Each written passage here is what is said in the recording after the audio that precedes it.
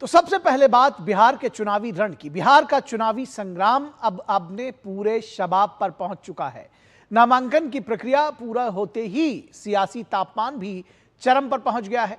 एक तरफ एनडीए एकजुटता और तालमेल की मिसाल पेश करते हुए पूरे दमखम के साथ चुनाव मैदान में उतर चुका है, तो दूसरी तरफ महागठबंधन में सीटों को लेकर मचा घमासान थमने का नाम नहीं ले रहा है।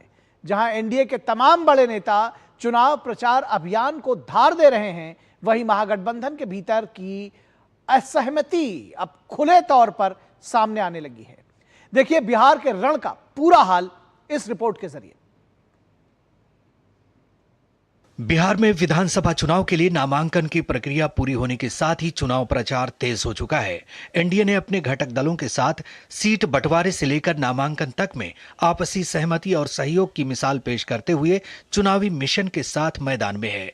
मुख्यमंत्री नीतीश कुमार सहित सभी एनडीए नेता प्रचार अभियान के लिए मैदान में उतर चुके हैं। लोग शाम के बाद घर से बाहर नहीं निकलते थे। समाज में कितना विवाद होता था, कितना हिंदू मुस्लिम झगड़ा होता था, तो उनके समय में कोई काम नहीं था। और जब उसके बाद हम लोगों को मौका मिला तो हम लोगों ने सबके लिए काम किया। शुरू से ही बिहार के विकास का काम हो रहा। अब किसी प्रकार के डर एवं भय का वातावरण नहीं है। वहीं राज्य में सीटों को लेकर महागठबंधन में फंसा पेच सुलझने का नाम नहीं ले रहा।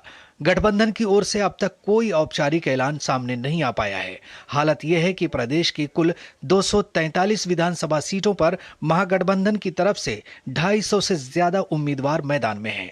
लगभग 12 सीटों पर महागठबंधन के उम्मीदवार आमने सामने हैं। कमाल की बात यह है कि राजद और कांग्रेस खुद 7 सीटों पर सीधी लड़ाई में है। माना जा रहा है कि महागठबंधन में मची खींचतान ने जहां झारखंड मुक्ति मोर्चा को असहज कर दिया है, वहीं मुकेश सहनी जैसे नेताओं के अस्तित्व पर संकट का समय शुरू हो चुका है। उधर झारखंड मुक्ति मोर्चा का दावा है कि कांग्रेस और राजद ने गठबंधन धर्म का पालन नहीं किया है। जेएमएम ने गठबंधन पर पुनर्विचार की भी धमकी दे डाली है। इंडिया गठबंधन के तरफ से ये बातें आई थी कि नहीं, आपको एकोमोडेट किया जाएगा, इंतजार करें, लेकिन इंतजार की इंतहा हो गई। अंततः गठबंधन में कहीं जगह नहीं मिला, सिर्फ भ्रम पैदा किया गया।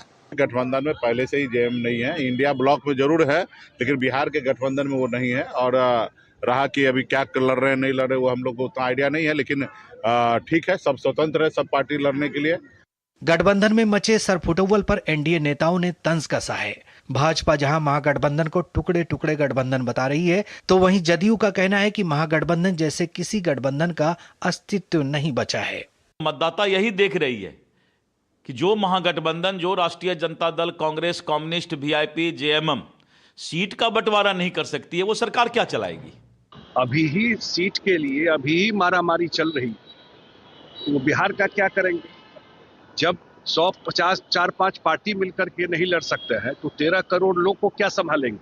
जिस तरीके से समन्वय नहीं बैठ पाया है, इसका बहुत बड़ा खामियाजा महागठबंधन को भुगतना पड़ेगा।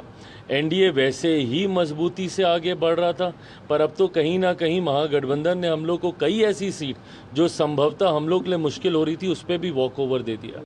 हालांकि इतना सब कुछ होने के बाद भी राजद और कांग्रेस का दावा है कि महागठबंधन में सब कुछ ठीक है। वे इसे फ्रेंडली फाइट मान रहे हैं। हमारे यहाँ सब ऑल इज वेल है।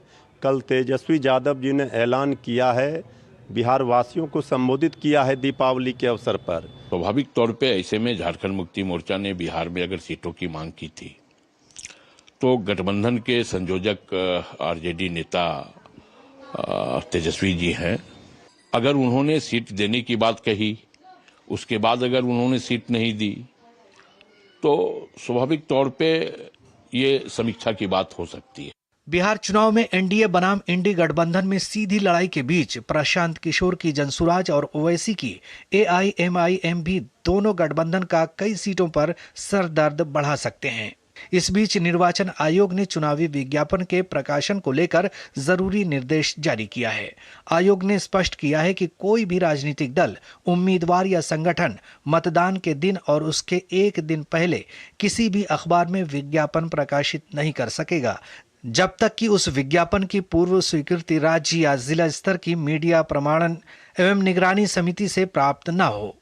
ब्यूरो इनपुट के साथ कुमार आलोक और मधुरेश नारायण की रिपोर्ट, डीडी न्यूज।